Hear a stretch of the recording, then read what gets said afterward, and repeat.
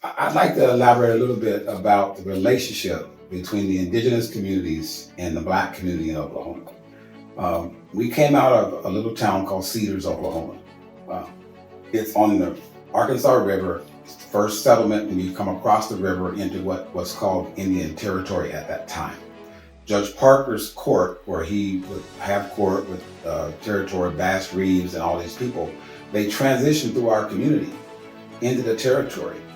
And all of our people were integrated into the Native American society. I have roll number with the Chickasaws. They don't acknowledge it because they say they haven't signed a treaty, but they do live and exist in a territory that is related to that treaty. So not sure how that works, but as most people are aware now, there have been two very important cases decided at the Supreme Court level. The Creeks and the Cherokees have readmitted their what they call Black freedmen. These are Black people who existed in the territory at the time the treaties were signed.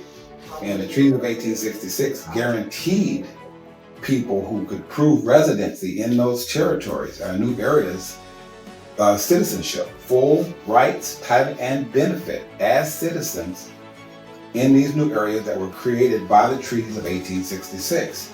And then, and the strive for statehood, and the very first law that was passed in the new state of Oklahoma was the Jim Crow law that deprived Black people of their rights. And it also separated families because, again, our grandparents were Chickasaws, and they have Chickasaw roll numbers, but because of Jim Crow, they could no longer be married. They broke up lots of families with this new law. And so the way I understand the communities, the separation between the Black community and the tribal communities is not so much in the citizenry as it is in the tribal government.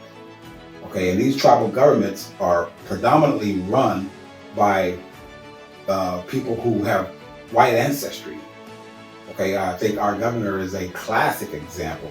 He's a classic example because the bottom line is we need to find a way to reunite the Black community and the indigenous communities in the state so that we can assist them in protecting their sovereignty, and they can assist us in protecting the rights that we were given by the 13th and the 14th Amendments. Because the citizenship bill that the governor or the state or the president has put forward has a direct effect on the Black community here because we were granted citizenship under the 14th Amendment. Okay, we are 14th Amendment citizens. And so it's very important that we take a look at how we mend the relationship between the indigenous communities in Oklahoma and the Black communities in Oklahoma and the rural communities in Oklahoma. Because at this point, the capitalists and the big investors and the people who are investing money, they have no real concern for either of those groups.